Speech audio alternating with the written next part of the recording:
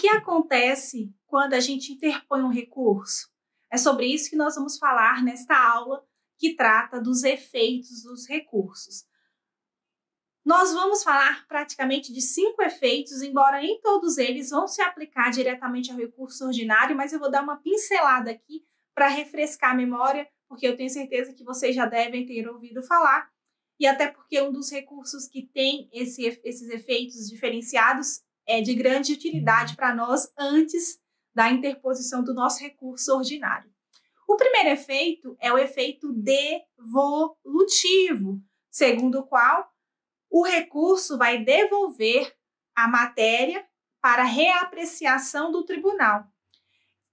Em que pese seja de fácil compreensão e vocês estejam aí cansados de saber acerca deste efeito, compete lembrar duas situações muito importantes. Nós temos o princípio da proibição da reformatio impejus, e significa dizer que o tribunal não pode reformar para pior, sem ter recurso da parte adversa. Num caso, por exemplo, em que se pleiteia aí, o pagamento de horas extras, o tribunal, a sentença reconheceu o pagamento e a empresa vai e recorre. E aí o tribunal olha e diz, na verdade, não só devia as horas extras, como o adicional deveria ser o adicional normativo de 70% e não de 50%, como fixou no juiz Acó. Mas como ninguém falou nada, eu não posso reformar para pior. E do mesmo modo, também nós não podemos ter a reformatio in melius, que o tribunal vê e fala, não, eu vou, no caso dessa questão, poderia ser reformatio in melius para a parte adversa. O tribunal não pode, mesmo não, puxa, a decisão teria que ser mais favorável. Se não houve recurso específico neste ponto, não há que se falar nessa reforma, tá? Então, vai devolver todo o processo. A matéria impugnada é o que nós chamamos de efeito de profundidade do efeito devolutivo, que, conforme lá diz o artigo 1013 do Código de Processo Civil, mais especificamente o parágrafo 1º, diz que o tribunal conhecerá de todas as questões discutidas nos autos sobre o tema impugnado.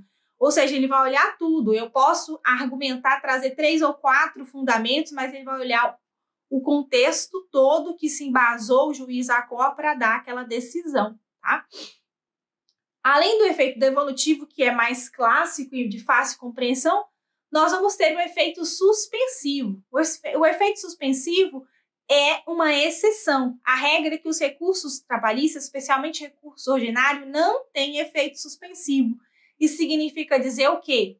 Que a decisão já surte efeitos no momento em que foi proferida. Tanto é verdade que nós temos o artigo 899 da CLT, que nos autoriza a iniciar a execução provisória de sentença. Uma vez que teve a sentença, eu já posso entrar com a carta de sentença e iniciar a minha execução antes do trânsito em julgado. Então, isso é possível por causa da ausência do efeito suspensivo. É certo que existem situações que não são tão presentes, são questões raras, mas existem, em que se confere esse efeito suspensivo. E aí nós podemos citar sentença que determina a reintegração imediata, que já começa a produzir os efeitos desde logo, sentença que determina o restabelecimento do plano de saúde, cuja a estabilidade é controvertida, sentença que determina o pagamento imediato das verbas trabalhistas de caráter alimentar. Nesses casos, o que acontece? Se o juiz aí deu esse efeito suspensivo, nós vamos ter o quê? Pela empresa, por exemplo, que apresentar uma medida cautelar inominada para que retire esse efeito e a decisão não surta efeitos antes do trânsito em julgado, sob pena de dano irreparável, periculo in mora, justificando por esses fundamentos, e também com base na súmula 414 do Colendo Tribunal Superior do Trabalho. Temos ainda os outros efeitos não muito famosos, como o suspensivo e o devolutivo, como efeito translativo, que é inerente àquelas questões de ordem pública, em que é dado ao juiz ou julgador conhecer de ofício, como a decadência, como a ausência das condições de ação, os pressupostos recursais, a prescrição. Com relação à prescrição, a gente tem um ponto importante que a gente vai tratar mais especificamente no mérito aí do recurso, quando estiver tratando do mérito do recurso ordinário, mas compete lembrar que também temos a prescrição, que é uma matéria de ordem pública. Vamos ter também o efeito regressivo, em que o juiz ou a COR exerce a sua retratação, ele vai retratar a decisão.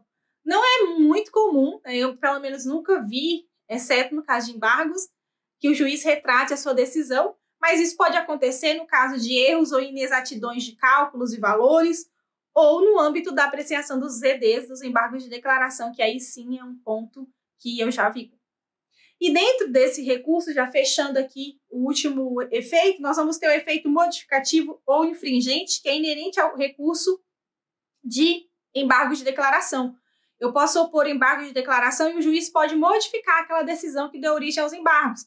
Para tal, ele vai intimar a parte contrária, por causa do princípio da vedação da decisão surpresa, para que a parte contrária se manifeste. Já aconteceu muitas vezes comigo, e quando acontecer com você é um bom sinal, porque o juiz vai se manifestar de alguma forma ali e vai mudar a decisão dele originária. Vale lembrar ainda que os embargos de declaração ainda têm os efeitos pré-questionatórios, que isso é mais usualmente necessário na segunda instância, por conta do recurso de revista, em que é preciso provocar o juiz ou a COR para que se manifeste todas as questões de direito, para que eu possa levar para o juiz ou adquém, que seria lá o TST. Então, esses são os recursos trabalhistas, esses efeitos dos recursos trabalhistas. Vamos dar continuidade na próxima aula com o processamento dos recursos.